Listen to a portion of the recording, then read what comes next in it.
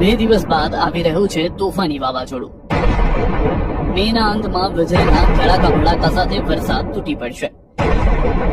150 કિલોમીટરની ઝડપે ફૂંકાશે પવન. અંબાલાલ પટેલ અને પરેશ ગોસ્વામીની આગાહી.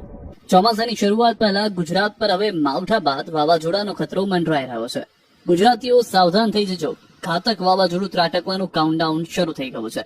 2 દિવસ બાદ ગુજરાત પર વાવાઝોડાનું સંકટ ઊભું થશે.